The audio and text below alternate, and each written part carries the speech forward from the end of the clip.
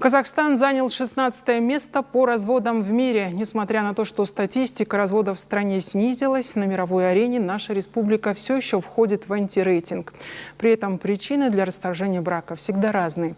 Основные не могут озвучить даже социологи. 8200 пар развелись в Казахстане за первое полугодие. Это меньше, чем в прошлом году. Тем не менее, Казахстан остается на 16-м месте в мире по количеству разводов. Наша страна не первый год в антилидерах. Чаще всего расторгают брак алматинцы, астанчане и карагандинцы. Люди говорят, причины разные. В первую очередь, наверное, в материальном плане. А во-вторых, наверное, это вседозволенность мужчин, особенно на юге. Очень много измен. Чисто такое бытовое, тоже особенно на юге, когда инешки не дают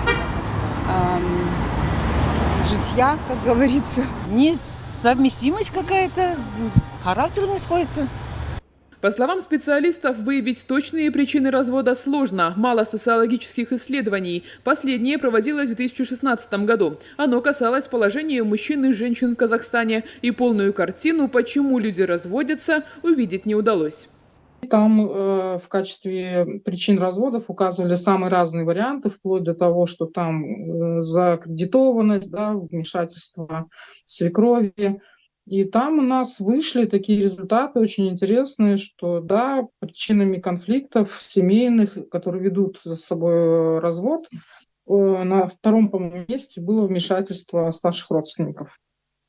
Особенно в казахских семьях, По словам общественников, молодежь нередко относится к браку легкомысленно, мол, поживем, а если не понравится, разойдемся. А период притирки должен быть до брака. Кроме того, считают специалисты, нужны уроки семейного воспитания в школах и колледжах, чтобы не решать проблемы, а проводить их профилактику. Раньше же было браки семья. А почему сейчас этого нету? Может, в школах, в колледжах, в университетах надо давать какие-то определенные уроки, может, беседы, может быть, какие-то консультативные, если какие-то будут проблемы, чтобы они обращались и они могли понять, что как к чему. Социологи говорят, нужно учитывать и браки, которые заключили по религиозным нормам, а также пары, которые живут в гражданском браке. Но данных, почему такие союзы распадаются, нет вообще. При этом по официальной статистике и жениться казахстанцы стали реже. По итогам первого полугодия в стране зарегистрировали брак чуть больше 53 тысяч пар. Мы сегодня будем говорить о причинах разводов, что убивает наши браки. И я надеюсь, что сегодняшний разговор будет полезен не только тем, кто находится сейчас на краю развода. Наш разговор будет полезен для людей, которые находятся в браке, пока, может быть, не собираются разводиться, но время от времени подумывают. Может быть, этот разговор будет полезен для тех, кто еще находится не в браке и думает о браке. Есть такая поговорка: лучше раз в полгода жалеть о том, что не вышла замуж, чем каждый день думать о разводе. Лучше раз в полгода. Мы с вами поговорим, что убивает наши отношения, что убивает наши семьи. Мы с вами обратимся к так называемым разводным писаниям. Писания, которые говорят непосредственно о разводе. Хорошо это или плохо? Во всем Писании, Ветхом и Новом Завете, всего 7 текстов, которые говорят о разводе. 2 текста находятся в Ветхом Завете, и 5 текстов находятся в Новом Завете. 4 из них находятся в Евангелии, и 1 текст находится в послании Павла, первое послание Коринфянам апостола Павла. И мне хотелось бы вместе с вами внимательно пройти по этим отрывкам и услышать прежде всего голос Духа, услышать Евангелие, добрую весть в этих текстах, поговорить о причинах разрушения наших семей, а не о поводах для развода. Мне в первую очередь хотелось бы сфокусироваться на принципах отношениях, а не на правилах для разводов. Мне хотелось бы, чтобы мы с вами увидели паттерны преступлений против семьи. Паттерн – это какое-то привычное действие, какой-то образец, которому следует человек. Мне хотелось бы, чтобы мы увидели, какие разрушительные паттерны существуют в нашей семье, а не путать это с отдельными проступками, пусть даже не самыми хорошими, увидеть, как разрушается наша семья, какие образцы поведения разрушают наши семьи. Но самое главное, мне хотелось бы, чтобы в результате нашего разговора мы противостали греху в наших отношениях, в наших семейных отношениях, в наших отношениях с близкими, с родителями, с супругами, с детьми, с отношениями с нашими коллегами. Мы увидим к чему приведут наши эти тексты. Я ни в коей мере не хотел бы, чтобы наш сегодняшний разговор кого-то пододвинул к разводу. Мы хотим противостоять греху, а не потакать разводом. Один из самых основных текстов, с которого я хотел бы начать разговор, это текст, который находится в Евангелии от Матфея, 19 глава, с 3 по 9 стихи, он практически воспроизводится и в Евангелии от Марка, 10 глава. Я хотел бы прочитать этот текст вместе с вами. Ситуация такая, что Иисус со своими учениками движется, к нему подходят учителя закона, фарисеи, и задают ему вопрос о браке и разводе. И приступили к нему фарисеи, и, искушая его, говорили ему: по всякой ли причине позволительно человеку разводиться с женою своей? Он сказал им в ответ: не читали ли вы, что сотворивший вначале мужчину и женщину сотворил их? И сказал: посему оставит человек отца и мать, и прилепится к жене своей, и будут два одной плотью. Так что они уже не двое, но одна плоть. И так, что Бог сочетал, того человек да не разлучает. Они говорят ему: как же Моисей заповедал давать разводное письмо и разводиться с нею? Он говорит им: Моисей по жестокосердию вашему позволил вам разводиться с женами вашими, а сначала не было так. Но я говорю вам, кто разведется с женой своей не за прелюбодеяние и женится на другой, тот прелюбодействует. И женившийся на разведенной прелюбодействует. Самое важное слово в этом тексте – это слово «склерокардия». Я вчера провел опрос в своей семье, у своих домочадцев, что такое склерокардия. На меня посмотрели как не на совсем нормального, но в конце концов мы выяснили. А это не физическая болезнь. Кардия – это сердце, а склера – это ожесточенность. Это слово означает ожесточенное сердце. Ожесточенное сердце – это слово означает духовное состояние человека. Это не просто грех, это упрямство в грехе. Это не просто грех, это упорство в грехе, это не раскаянность в грехе. Это вызов, сознательный вызов. Не просто какая-то там бессознательная ошибка, там случайная ошибка, а это сознательный вызов Богу. Например, в греческом переводе Ветхого Завета, который называется Септуагинта, фараон – это человек, который ожесточил свое сердце. Используется то же самое слово «склерокардия». Фараон ожесточает свое сердце. То же самое слово используется, например, в книге Второзакония, 10 глава, 16 стих, используется по отношению к Израилю. Израиль – это народ с жестким сердцем, жестоким сердцем. То есть это народ, который сознательно бросает вызов Господу. Слово ожесточение или жестокосердие означает не просто грех, означает сознательный грех. Фарисеи подходят к Иисусу и задают ему вопрос: позволительно ли человеку по любой причине разводиться со своей женой? Эти учителя закона ссылаются на очень важный текст из книги Второзакония, который является частью законодательства Моисея.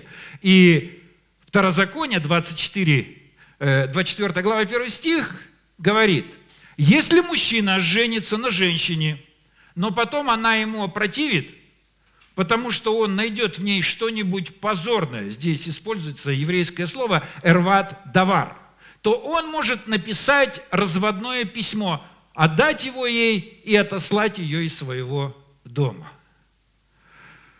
Законодательство Моисея предусматривало развод.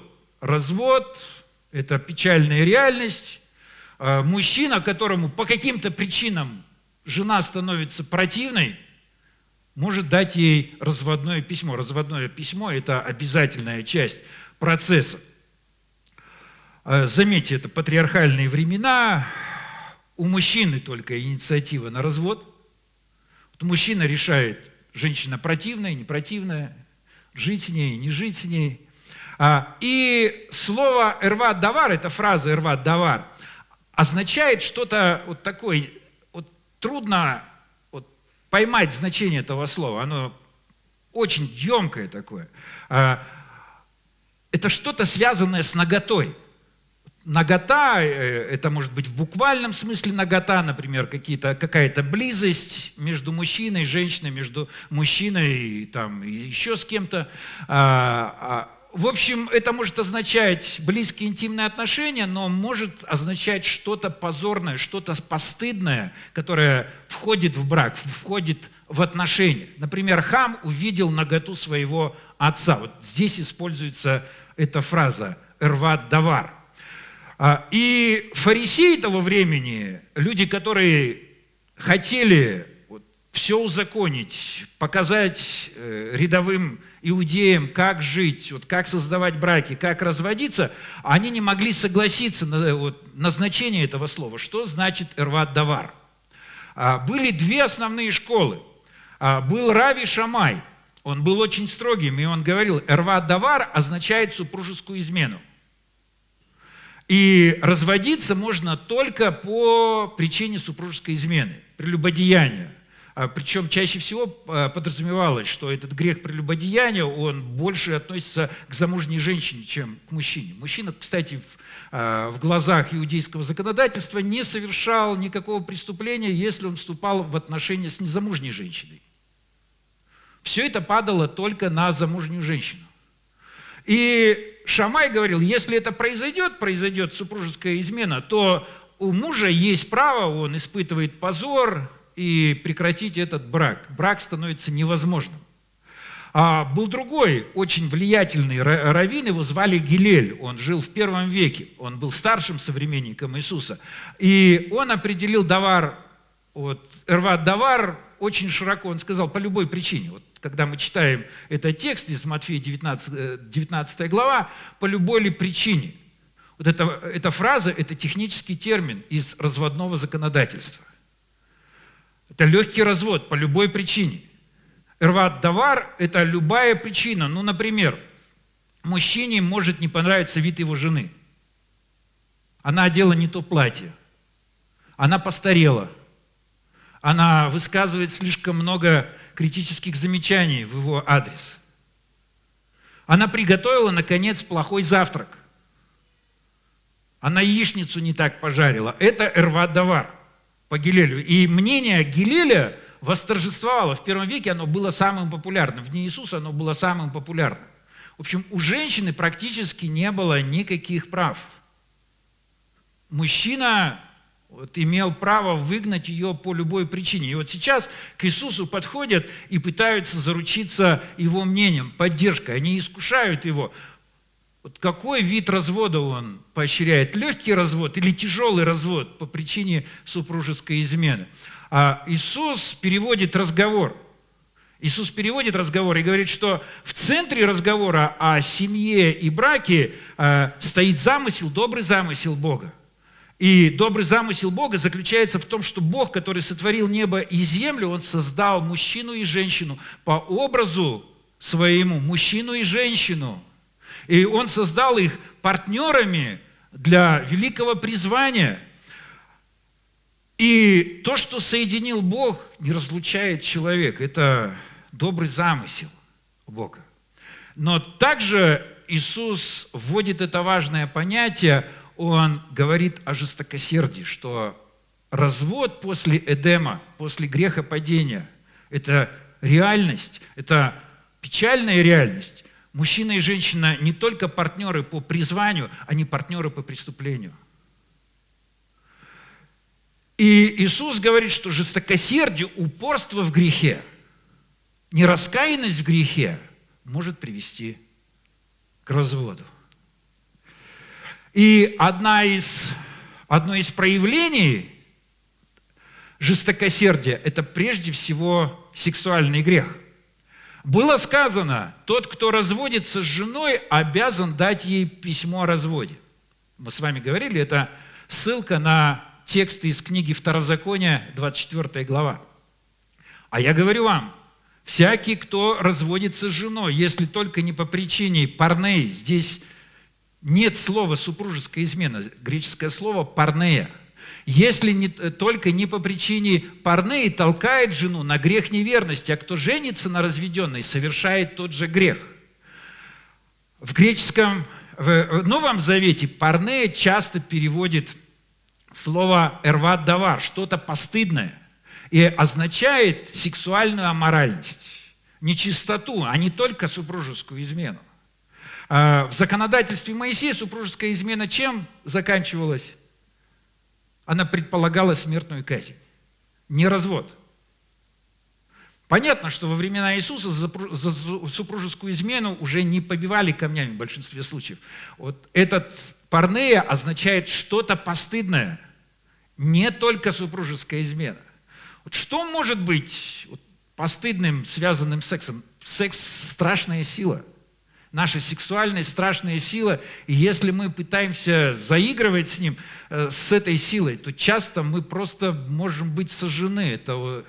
Мы будем сожжены, мы даже не понимаем последствий, когда мы заигрываем с нашей сексуальностью. Например, в сегодняшнее время, да и в дни Иисуса, порнография была одним из таких проявлений. Порней. Сегодня это страшная вещь, потому что за последние 30 лет произошла революция. Порнография стала доступной для каждого. Бесплатная и для каждого. Быстрый интернет. Никаких фильтров. Средний возраст сейчас ребенка, который в первый раз знакомится с порносайтами, которые миллионы, десятки миллионов. Как вы думаете, какой? 9-10 лет. Вот ваш 10-летний ребенок уже, скорее всего, знаком с этим делом. К 15 годам практически 100%. 100%. Если вас интересует тема порнографии и почему это опасно, я рекомендую книгу Гэри Уилсона «На порно-игле». Он не христианин, он исследователь, который провел много-много-много лет на этом поле. И он говорит о том, что порнозависимость – это такая же зависимость, как зависимость от героина. Это не шутка. Если мы заигрываем с порно, то мы можем закончить как потребители героина. Мы теряем контроль. Наш мозг перестает сопротивляться. Нам нужна новая доза. Для очень многих молодых людей, которые попали под эту привычку, у них нет возможности даже испытать удовольствие от настоящего соединения. Они не могут это сделать. Различные проблемы, возникают какие-то странные предпочтения, странные фетиши по отношению к близости, к сексу. Снижение интереса к реальным партнерам. Вот эти дети, которые сидят целыми днями уже на порно, они сидят в своих комнатах, они никуда не выходят, им никто не нужен. Они боятся вступать в отношения девочки с мальчиками, мальчики с девочками уже не дружат. Вот у корейцев, у японцев уже появилась специальная терминология к таким мальчикам и девочкам, которые за пределы своей комнаты уже не выходят. Это серьезная болезнь. Если мы заигрываем с этим, то ждут очень серьезные, тяжелые последствия. Зависимость убивает наш мозг, здоровье и настоящие отношения. А другое проявление нашего заигрывания сексуальностью – это такой рискованный вид поведения, это рискованность. Я даже не знаю, как это точно описать, нет точных определений. И этому подвержены и мужчины, и женщины. Это не выражается в длине юбки или в длине рукава. Мы ведем себя рискованно, мы привлекаем к себе внимание. И особенно это важно для тех, кто находится в браке. Нам нравится окружать себя людьми, вызывать к себе интересы. Вот слово «ты выглядишь сексуально» становится, вот, наверное, самым популярным сейчас. Вот наша одежда. Казахстанки разделились вот сейчас на две больших категории. Это либо закрытые, либо открытые, где нижнее белье давно стало уже верхним. Вот я не знаток женской моды. Как бы вы ни одевались, все равно вот эта рискованность в поведении, она показывает вот себя в нашем поведении. Мужчины точно так же, они могут вести себя рискованно. Особенно печально, я слежу за новостями, скажем, христианского мира за рубежом. Одна и та же история. Мужчины-служители, мужчины-пасторов начинают вести себя рискованно, начинают выстраивать особые отношения с женщинами, замужние пасторы. Они консультируют их за закрытыми дверями, развивают к ним такое понимание или начинают интернет-отношения. Женщина задает ему вопрос по интернету, он отвечает слово за слово, фраза за фразой, и вдруг они оказываются в очень близких отношениях.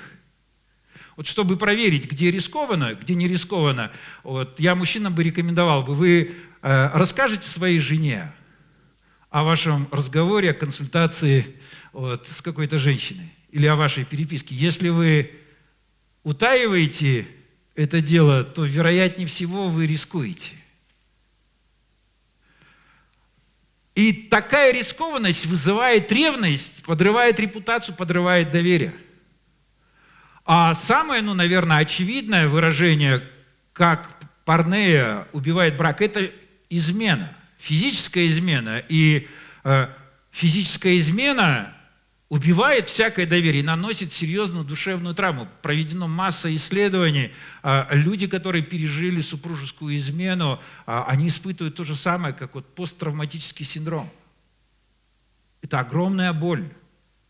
И для восстановления требуются месяцы, если не годы. Порнея убивает наш брак. Особенно, если мы не исповедуем это как грех, мы рассматриваем это как легкое увлечение. Это один из самых серьезнейших грехов, которые необходимо исповедовать. Другая ситуация, которая создается в браках, это дезертирство. Мы добрались до апостола Павла, первое послание Коринфянам, 7 глава. Апостол говорит: «А вступившим в брак не я повелеваю, а Господь. Жене не разводиться с мужем». Смотрите, ситуация меняется. Сейчас мы находимся в Коринфе, то же самое примерно время, вот 1 век, но Коринф – это другое законодательство, это римское законодательство. И если палестинские иудеи не разрешали женам инициировать развод, в римском обществе жены могли инициировать развод. И Павел здесь обсуждает такую ситуацию. Если жене не разводиться, буквально отделяться от мужа, если же разведется, должна оставаться безбрачной или примириться с мужем своим. И мужу не оставлять жены своей. Если же неверующий хочет развестись, пусть разводится. Брат или сестра в таких случаях не связаны, к миру призвал нас Господь. Здесь очень важное слово – харидза. И оно буквально означает не развод, оно означает оставить. В римском законодательстве был такой вид развода. Живут муж с женой. Одному из них брак по каким-то причинам уже надоел. И если хоть жена, хоть муж просто покинет дом, в котором они живут, они разведены. Не надо ничего объяснять. Не надо ничего обосновывать. Понятно, дело будет сложнее, если будут дети. Но если нет детей, то женщине не надо объяснять, почему она ушла от мужа. Она ушла от мужа, это значит развод, она может повторно выйти замуж, то же самое для мужчины. В общем, самый легкий вид развода. Что говорит апостол Павел в этой ситуации? Он говорит о том, что для христиан, для учеников Иисуса такой легкий развод не подходит. Это не опция. Это не опция. Легкий развод – это не решение вопроса. С другой стороны, если мы находимся в отношениях с человеком, который решил от нас уйти, без объяснений, без каких-то там причин особых, то апостол Павел говорит: и не удерживайте. К миру призвал нас Господь. Если мы покинули мужа по каким-то причинам, или покинули жену по каким-то причинам, если мы ученики Иисуса, если мы всерьез принимаем Его заповеди, то нам нужно примириться каким-то образом. Но если нас бросают, без всяких причин, то, может быть, лучший путь мира – это не цепляться, не делать эту ситуацию еще тяжелее. Вы, может быть, самой лучшей женщиной или самым лучшим мужчиной в браке, но вас бросят. Я вам хочу зачитать такой анекдот. Женщина, поясните суду, по какой причине вы подали заявление на развод? По личной. Муж вам изменял? Ни разу. Он оскорблял вас, унижал ваше человеческое достоинство? Никогда. Он не исполнял свои супружеские обязанности или исполнял их нерегулярно? Исполнял регулярно. Возможно, у него были черты характера, которые вас раздражали. У него идеальный характер. Тогда объясните, почему вы подали заявление на развод? Да надоел он мне. Вот надоел. Что бы мы ни делали, вот если человеку надоело, мы его не удержим. Безусловно, надо решать вопросы материальной поддержки, если есть дети. Но Павел говорит, мы, как ученики Иисуса, не инициируем разводы. Но мы не контролируем других людей. У нас нет никакого контроля над другими людьми. Мы должны искать мира. Другая ситуация, в которой попадают люди в браке, это пренебрежение. Это вот еще одна разводная ситуация. И мы обратимся к тексту Исхода, 21 глава. Пренебрежение – это равнодушие к нуждам нашего супруга. Интересный такой текст. Если он женится, то есть мужчина, на другой, пусть не лишает первую жену одежды и супружеских прав.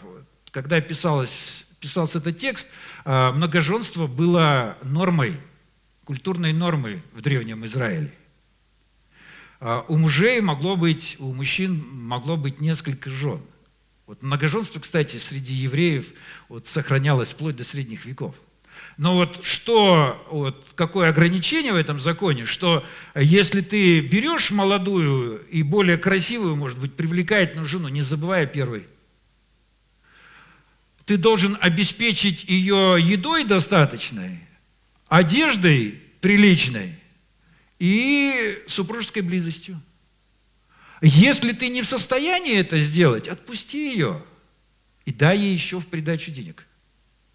Это уважительная причина для разводной ситуации в согласии с законодательством Моисея. То есть, видите, жестокосердие может выражаться в том, что мужчина просто уже не обращает внимания на свою супругу. Вот в современной ситуации, в 21 веке, такое мы находим пренебрежение? Я не хочу сейчас быть гендеристом, там, мужчин и женщин там, делить. Я думаю, и мужчины, и женщины могут проявлять такое равнодушие. Мужчины там, при первой же трудности, кризисе в своем жизненном, легли на диван, смотрят телевизор, там, какой-нибудь TED-Talk, там, просвещаются, и забывают о том, что надо выходить на работу, искать работу. Женщина работает, не покладая рук. И, в общем, мужчине все равно. Он не заботится о женщине. А то же самое женщина может не заботиться о мужчине. Кстати, как может проявляться пренебрежение в семейной жизни? Апостол Павел в той же 7 главе послания к Коринфянам говорит: «И пусть муж исполняет супружеский долг по отношению к жене, а жена по отношению к мужу». А какой здесь супружеский долг подразумевается? Разговор идет о сексе, о близости. В Коринфе были христиане, которые считали, что секс для духовной жизни не подходит. Они раз и говорили своим супругам: все, я выше этого, мы больше с тобой не спим в одной кровати. Апостол специально об этом пишет 7 главу. «Не жена хозяйка своему телу, а муж, равно как и муж не хозяин своему телу, а жена. Не избегайте друг друга, разве только на время? по обоюдному согласию, чтобы провести время в молитве, а затем снова сойтись, иначе сатана, нащупав слабое место, может искусить вас. Павел обращается к этому тексту из книги Исхода и говорит, что пренебрежение нуждами партнера неприемлемо. Можно казаться себе сверхдуховным, но пренебрегать своим партнером. И если не изменить ничего, если не раскаяться в этом, то трудный брак может стать невозможным браком. Буквально на днях я вам сегодня сделаю пару свежих новостей. Дело было 13 июля. 13 июля, это сколько? Неделю назад произошло. Очень известная актриса умерла от рака. За день до этого она не поленилась, она довершила свой развод. Почему? Потому что она была в отношениях, в брачных отношениях с человеком, он замечательный, гениальный фотограф, очень обеспеченный человек, очень известный. Она с ним вступила в отношения в 2011 году, а в 2015, через 4 года, вот после того, как они стали мужем и женой, у нее диагностировали рак груди.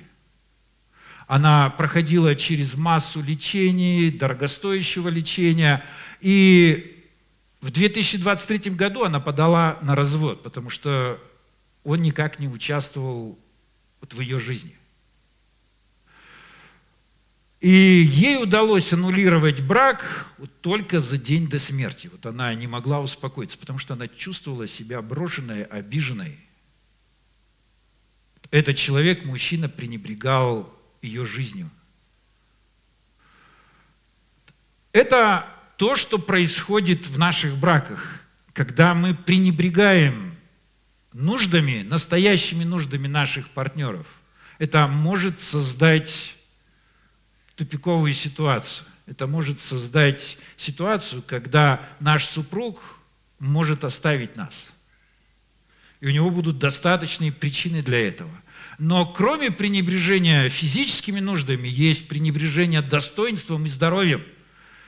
В книге «Исход» Моисей говорит, он дает такие указания: «Всякий, кто ударит отца или мать, должен быть предан смерти. Всякий, кто оскорбит отца или мать, должен быть предан смерти». Смотрите, это и эмоциональный, и физический абьюз, как сейчас говорят. И за такой абьюз по отношению к родителям высшая мера наказания. Мы с вами знаем, из Нового Завета Иисус и апостолы говорят о том, что отношения между мужем и женой стоят даже выше, чем отношения между детьми и родителями. И никакая форма абьюза, ни моральная, ни эмоциональная, ни физическая, тем более, не должны быть частью отношений в браке между мужчиной и женщиной. В семье Бога нет места для насилия. Избавьтесь от раздражения, гнева, ярости, крика, проклятий вместе с прочими злыми чувствами. Но будьте друг другу добры, сострадательны, прощайте друг друга, как и Бог во Христе простил вас, говорит апостол Павел. Нет места раздражению. Мы с вами часто живем с людьми, которые вот вместе с нами ходят в церкви они очень хорошо улыбаются, сердечные, замечательные люди, а приходят домой и начинают отрываться на своих ближних. Как будто два человека. Вот о таком человеке я хочу сейчас вам рассказать. Еще одна новость. 2 июля этого года произошла. Пассажира высадили с самолета, запретили ему вообще пользоваться линиями Alaska Airlines. Завели против него уголовное дело, потому что он побил свою жену в самолете. Вот этот пассажир, ему 75 лет, он пастор. 75 лет! 75! Я вообще, вот как говорят сейчас, в шоке.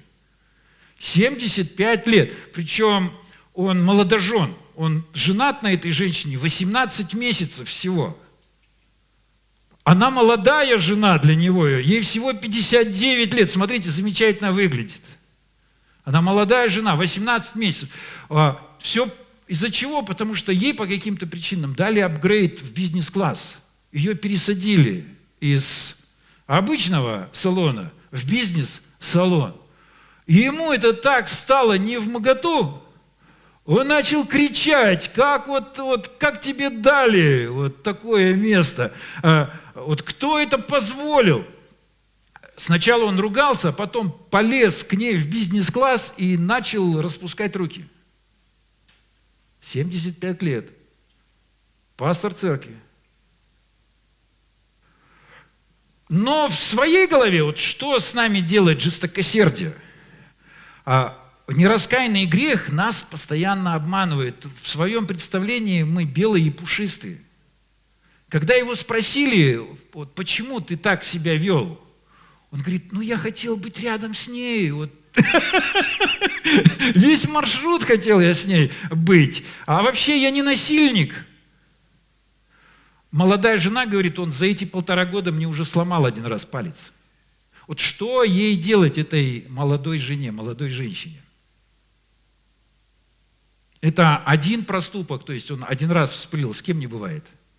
Мы же все время от времени срываемся. Вот. Стресс такой вот. Мы сидим на обычном месте, а вот мою жену апгрейдили в бизнес-класс, она сидит, как мне после этого жить? Вот что бы мы посоветовали этой женщине? Вот если она хочет, чтобы ей сломали еще 1 палец, пусть остается с ним. Итак, мы подходим к заключению, что убивает наши браки. Наши браки убивает ожесточенное сердце, упрямство в грехе. Больше никаких причин нет, больше других убийц брака нет, семейных отношений нет. Склейрокардия. Я хотел бы, чтобы мы с вами выучили это слово, и в следующее воскресенье я задам вам вот маленький квиз. Приходите подготовленными. Склейрокардия, ожесточенное сердце. Наше сердце ожесточено, наше сердце не желает признать, что мы являемся грешниками. И это ожесточение сердца, по крайней мере, порождает 2 мифа, которые убивают наши браки. Первый миф, что существуют легкие браки. Существуют легкие браки.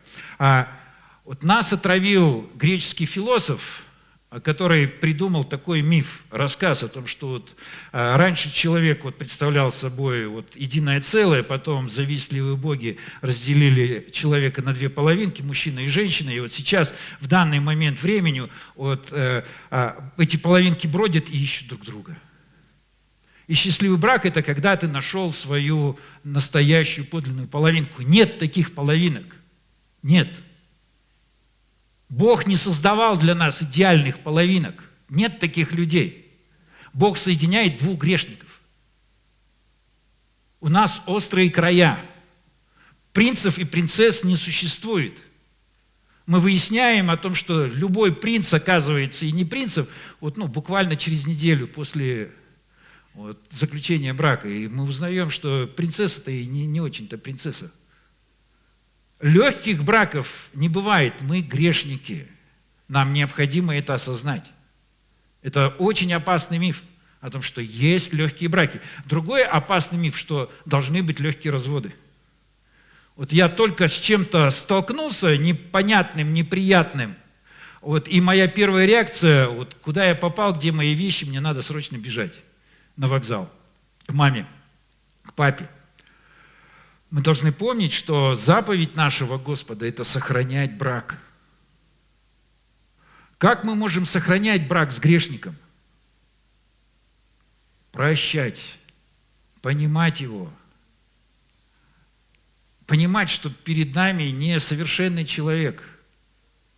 Но тем не менее, мы также должны понимать, что Бог по своему милосердию не заповедал нам умереть в браке, который уже является убитым, мертвым браком, где грех повторяется и повторяется и повторяется и повторяется, где мужчина не может отказаться от своей зависимости, от героина, от наркотиков, от алкоголя, от порнографии. Этот мужчина не хочет меняться. Не хочет меняться женщина. Каждый настаивает на своей правоте, у обоих ожесточено сердце. Такой брак уже мертвый. Мы с вами не будем говорить, вот какие шаги мы предпринимаем. Я бы хотел пригласить пары, которые испытывают вот такое желание развестись. Мы поговорим с вами. Вот сейчас разговор не об этом. Я хочу только сказать, что Бог по своему милосердию говорит о том, что развод – это печальная реальность. К миру призвал нас Господь. К миру призвал нас Господь. Мы не верим в легкие браки, мы не верим в легкие разводы. Но мы не должны быть заложниками нераскаявшихся грешников, которые манипулируют нами, которые используют нас. К миру призвал нас Господь.